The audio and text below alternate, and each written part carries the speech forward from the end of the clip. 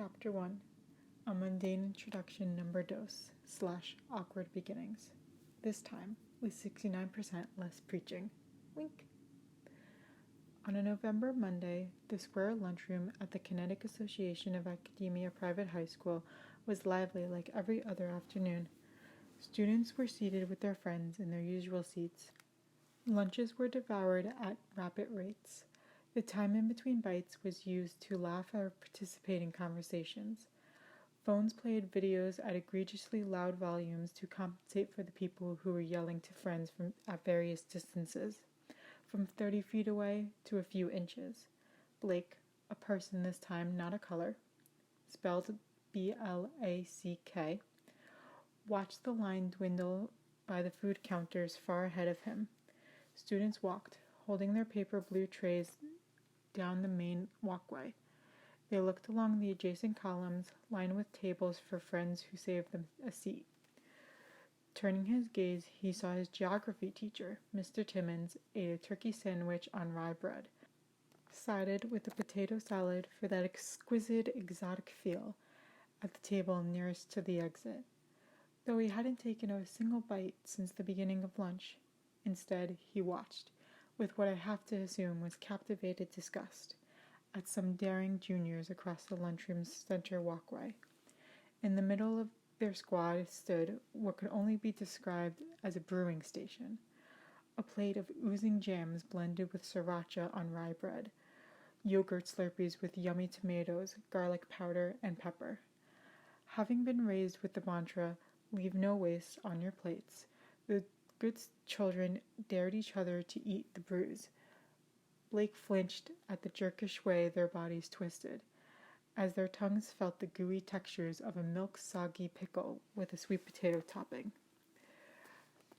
Tucked in the right corner of the lunchroom, back against the wall, Blake chewed on his poorly homemade strawberry jelly sandwich near the end of the bench.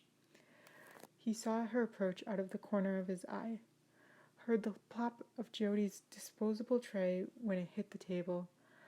On it was a crispy chicken tenders, sided with a chickpea salad and chocolate chip cookie for dessert. Her front bang, a jade purple streak, tucked behind her ear with the rest of her cappuccino brown hair. The part that passed her shoulder blades flowed freely, just like one of the chickpeas that was pushed by the others and rolled its way into the abyss. Blake placed his hand on the table, stopping it from jumping off the edge. Jodi thanked him, but Blake's gaze remained on the alchemy table. Even without any form of acknowledgement, she knew Blake heard her. "I can see right through you, GS. Can't run away from me this time. Please let me help you," she pleaded inside her head, still only seeing the back of his. "You want to play hardball? I've got a million questions, a headstrong scientist father, and a celebrity reporter for a mother. I know how to be a crazy stalker nut until you give me your attention." She put one leg over the bench seat and plopped down a few inches away from him, at the very edge. Blake didn't look at her. He did slide over, creating more space between them. She thanked him and slid herself more onto the bench. The jam sandwich was torn in half. Someone asked for a fork and was thrown one straight into their noggin. Silence passed between them. Taking another bite, he glanced to his northwest, where their classmate Menace sat with her two friends on either side of her, quizzing each other for the upcoming test. On his other side, he smelled the pungent odor from a tub of tomato-colored shredded vegetables Jodi had in a plastic tub.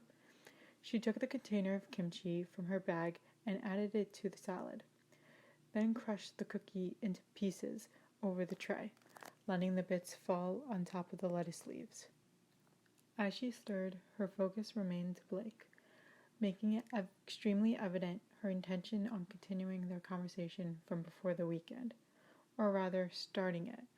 Persistence is an odd gray quality, no? Neither wholly helpful or harmful in any given situation. It usually feels like the wrong thing to do, at least until you are at the peak, able to take in the whole journey, wherein the outcome may be positive, but the quest still stings. Apology. I noticed this as I was writing and thought it would be an interesting share. Anyways, Jodi saw Blake's eyes dash back to Madison. Following his gaze, she just caught what seemed to her as intrigue. Madison caught her watching. She turned away quickly and made a gagging motion using her index finger to her friends, who in turn laughed. Poor unfortunate soul, Jodi thought. Being deadly allergic to an unbridled self must make for a sucky life. She turned back to Blake. All right, spill, Jodi whispered in a commanding tone. Blake shoved his sandwich into his mouth. Cheeks puffed as he let the food moisten to his tongue. She heard the sucking action occur long enough to know that it was well into the gooey mushiness stage of digestion. Come on, you know that your shadow isn't normal, she reminded him. Blake swallowed. I just want to know what's up with it, she pleaded excitedly. Looking at the table, his jaw moved awkwardly, and she suspected he was using his tongue to count the strawberry seeds remaining in his mouth. She countered angrily. I told you this morning I won't tell anyone, and I'm going to keep that promise. She kept her tight gaze on him, even as Blake observed Madison continue to quiz her friends for the geography test next period. Maybe I can help you. You don't know a lot about it, right? I can decipher scholarly articles, and I've competed in the National Science Bowl a load of times. I even won first place, too, in elementary school. It's a fair assumption that Blake lost track of his seed count at that point. His head tilted slightly towards her. Jodi smiled. I can understand scholarly articles about shadows. Blake's eyes furrowed.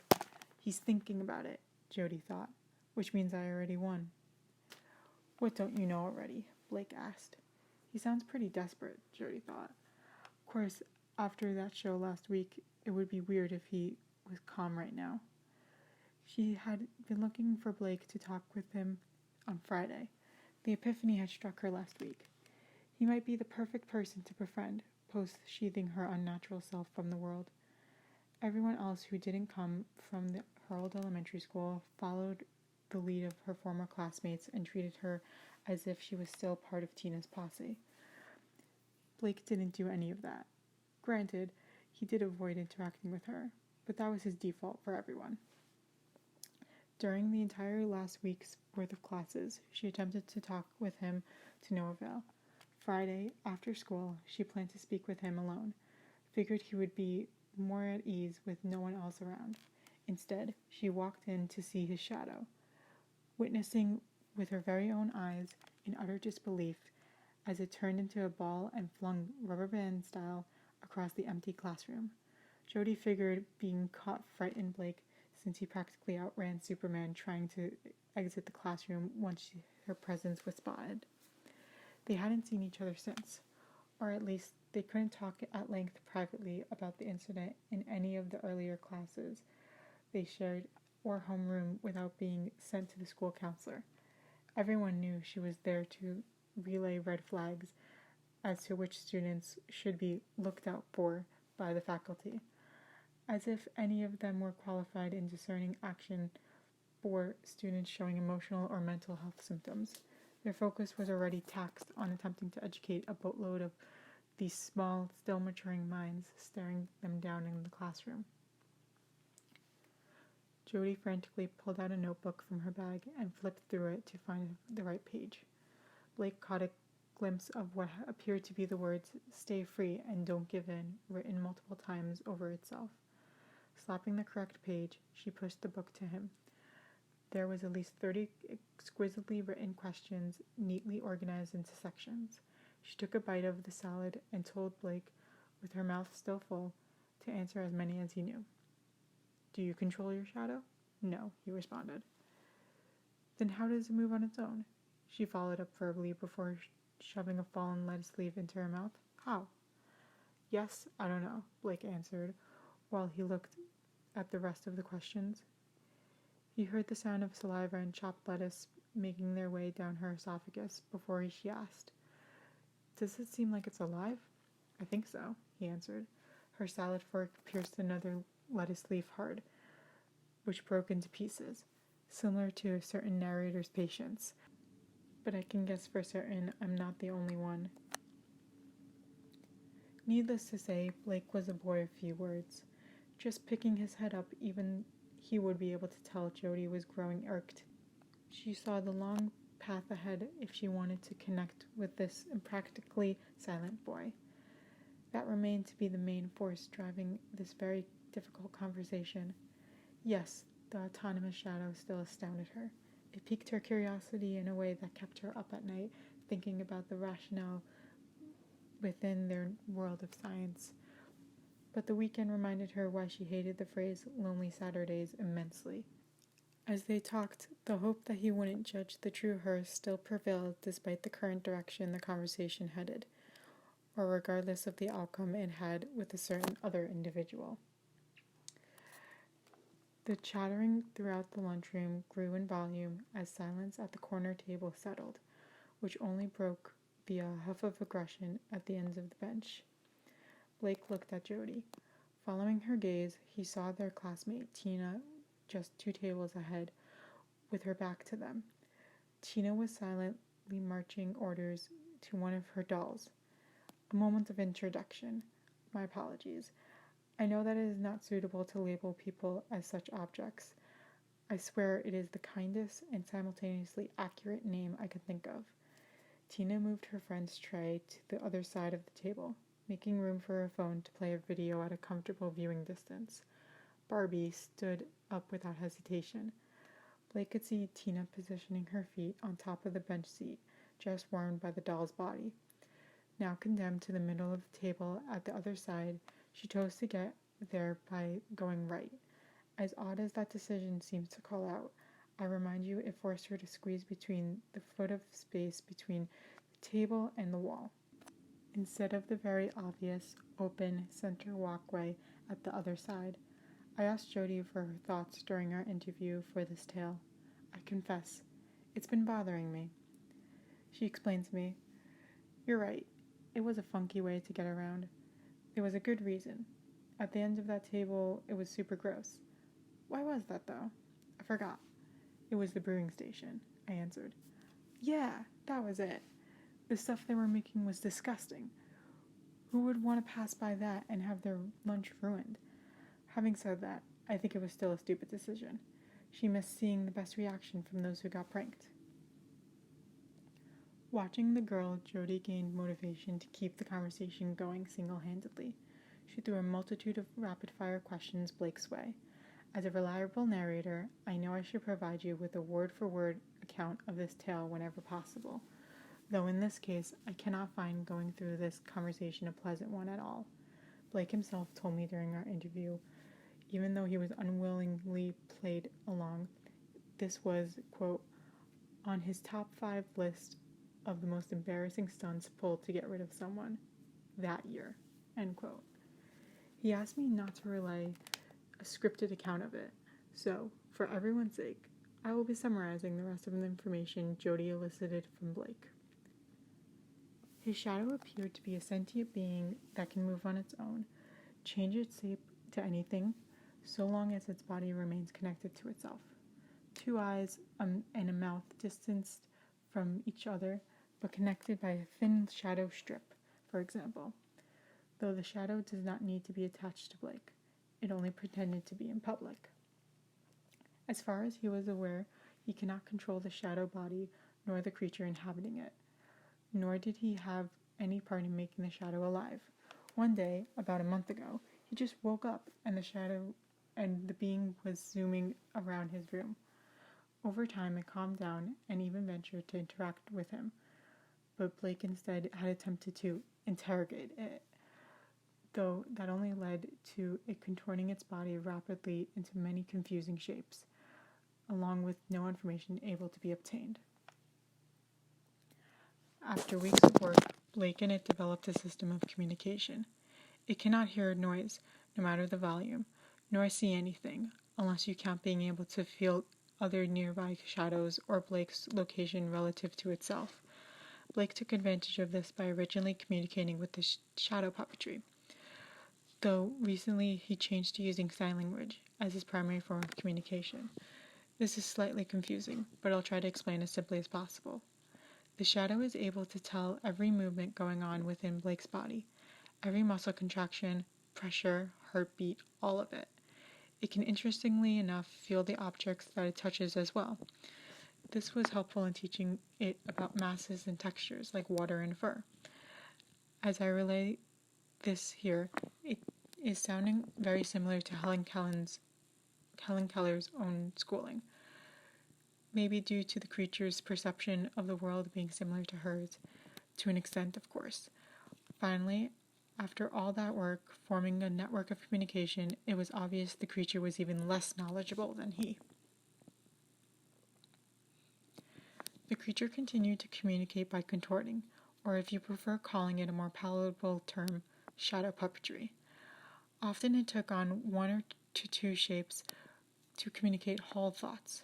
The low level of communicative skill led to the revitalization of charades, as Blake often worked on piecing together what it was trying to say. Practice may make perfect, but school hours and homework took up most of Blake's day. Included in that conundrum is his preference to engage with it in his room solely. Recently, he's grown comfortable communicating in various settings, solely when there's no one around. Hence, being in the classroom that lonely Friday afternoon that was supposed to be empty.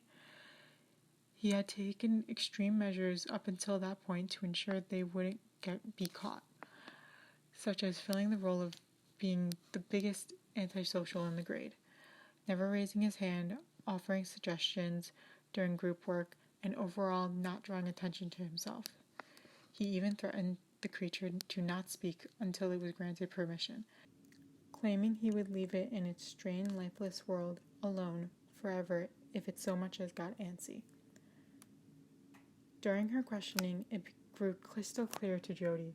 Blake did not want this creature hanging around him. He would rather be the only person in the world without a shadow than walk around with this thing trailing behind him. She looked to her left, at the tile floor, saw what appeared to be a normal shadow lying there, at least until she noticed no one else in their area had a shadow behind them. Jodi thought he disciplined the being a bit too well. Remembering the energy it presented Friday, she felt bad for it. Felt to her as though Blake was chaining it from expressing itself. It surely was alive, and had its own soul. That much she knew when she first saw it flinging itself. It shouldn't have to box itself up like this. In our interview, she said, "I didn't think Blake needed to restrain them like that. He had a good reason behind doing it. If other people found out, it would be bad for both of them. Government experiments and all that stuff for sure. Still, I knew even when they could talk freely, Blake was brushing him off, not actually making an effort to treat her like a person. I was thinking something like, it shouldn't close itself off because its personality was 180 degrees off from Blake's." An idea struck her. "You didn't give it a name, did you? What about white?" she suggested. Blake shrugged indifferently. Jodi wasn't sure if he understood the joke or was brushing it off. Huh, Jodi thought. No reaction. All right, we'll work on that. Won't make him change his mind about it right now. Seeding the first step should do. In the meantime, what else is there to talk about? A few minutes passed. She racked her brain as he finished off his second half of the jelly sandwich. Jodi tugged at her "Gamers Don't Die, They Respawn" t-shirt nervously. Cha-ching! Jodi thought, reading it eagerly. There's no way he isn't a gamer. I bet a Nintendo fan. "You like video games?" she asked casually. Blake nodded. "What kind of games do you like?" Blake paused for a minute before responding. "I like Nintendo games." That was the longest sentence he spoke, Jodi thought giddy. "I'm also a Nintendo girl. Right now I'm playing through Majora's Mask." Blake's eyes swung wildly to her. Jodi grinned. She knew exactly what caught his attention. Shifting directions, she continued. "Or at least trying to get through the game. Those spidery things keep getting in my way. I don't know how to catch them before they hurt me. They appear out of no..." She stopped abruptly, watching something ahead of them. Through all the chaos, familiar poised footsteps thundered closer to their corner. Blake followed her gaze to catch sight of Jodi heading their way, alone. Quickly, he ducked his head, rounded his shoulders, and stared back at the table. Taking quick swipes, he saw Jodi clench her hand into a fist around her fork.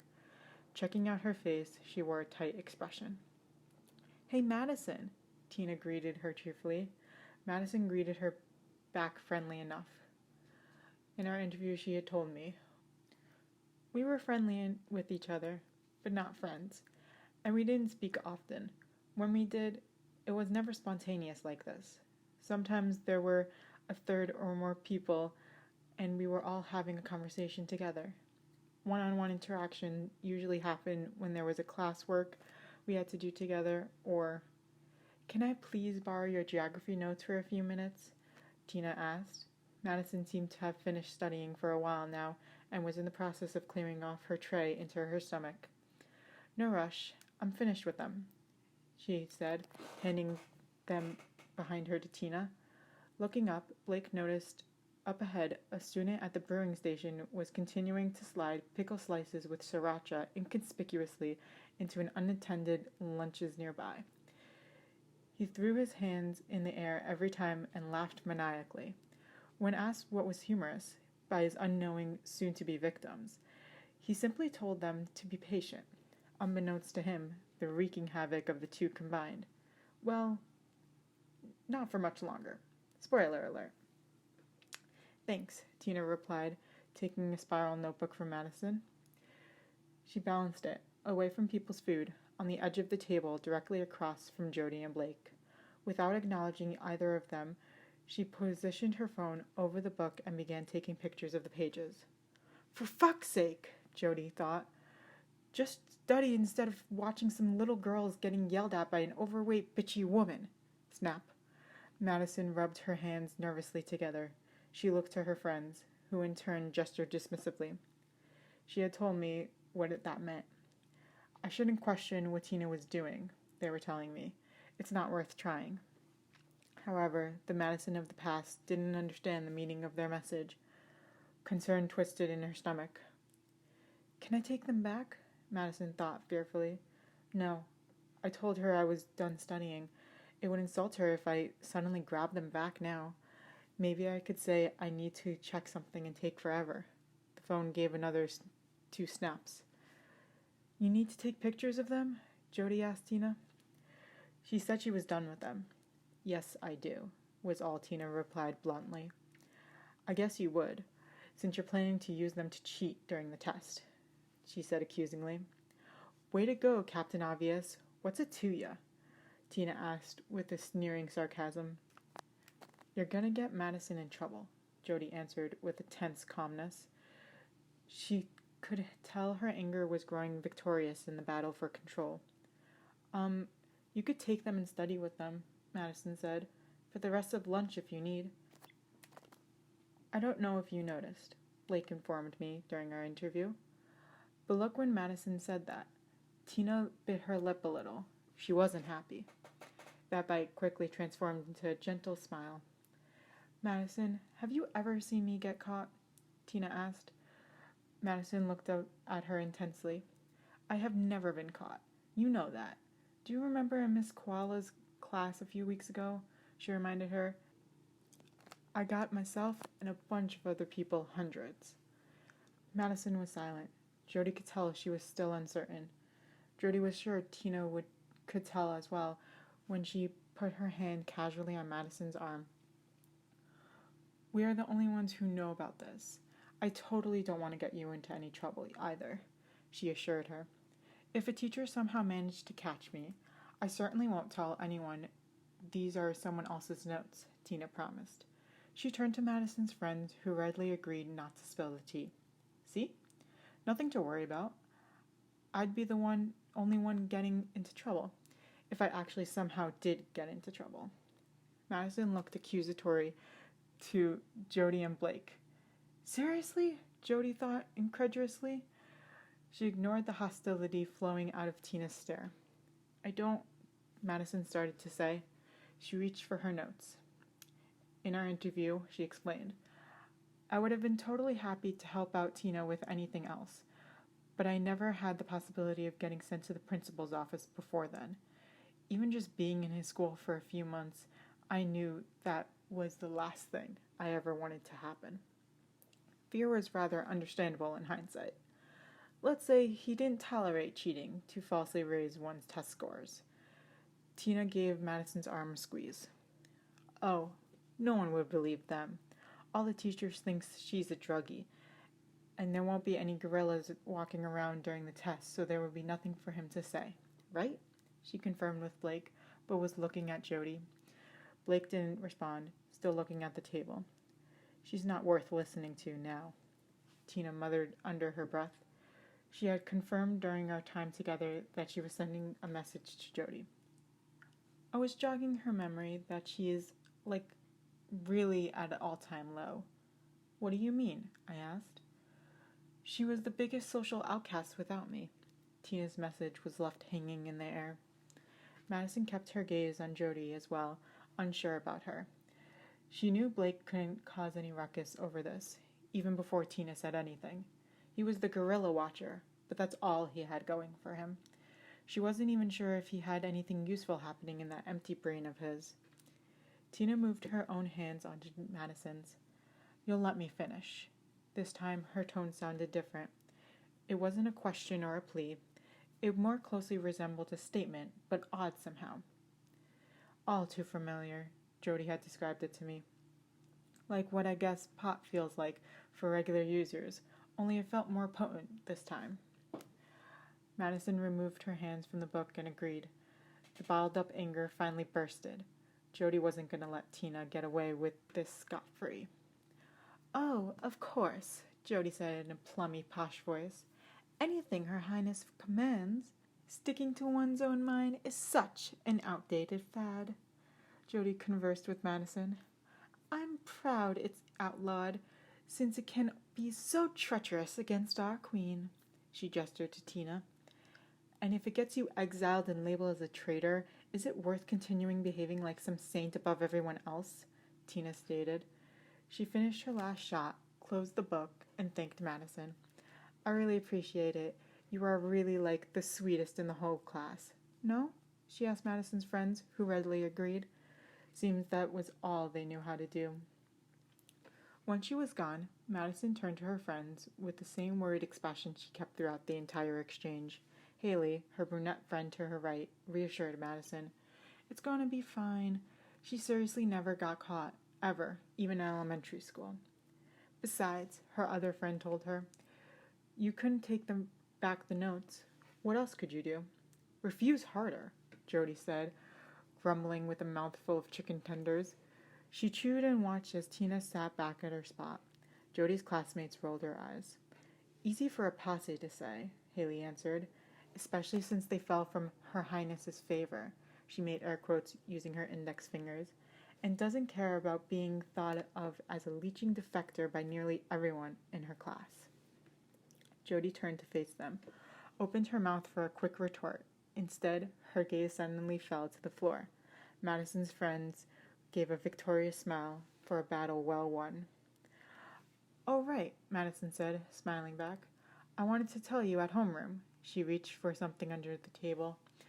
Jodi nudged Blake with her knee, dragged his eyes, using her own, to the floor behind them, tapped her left foot, that was not underneath the table, to focus his attention on a specific spot.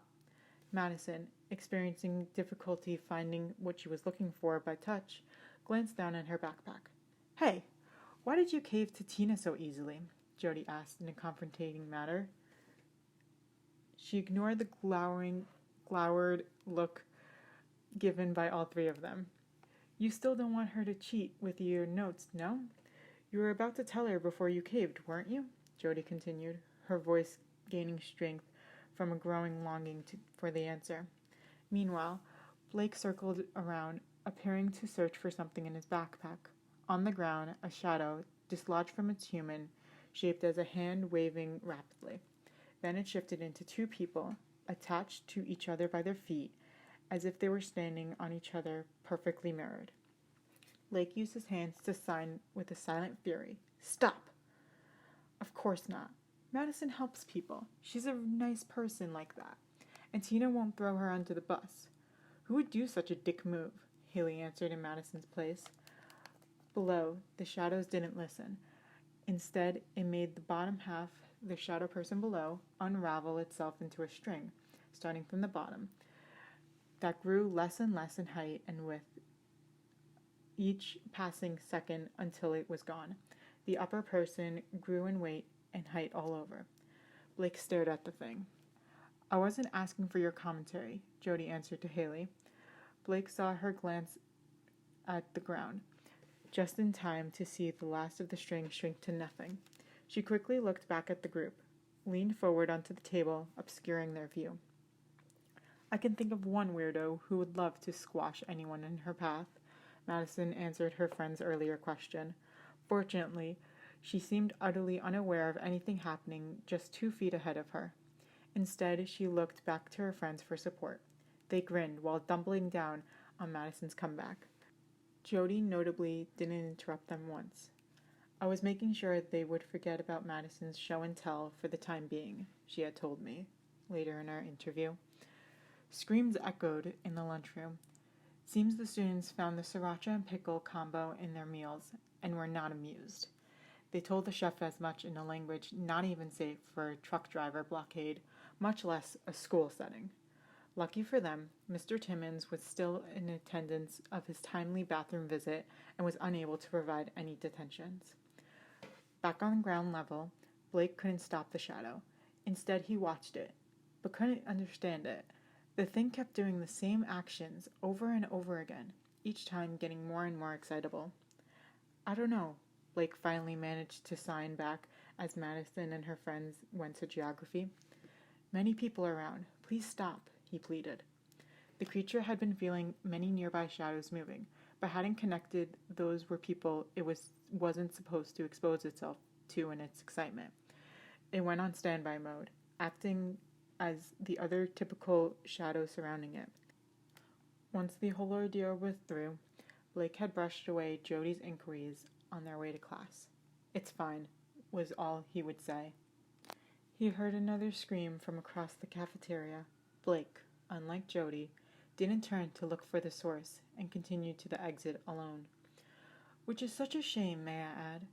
At the brewing station, the maniacal chef spit out his cream cheese sandwich with a surprising addition of sriracha and pickle. The students around him laughed, a satisfying, vengeful laugh. All right, so I hope you enjoyed. If you'd like to read the chapter for yourself in print, the links are down below.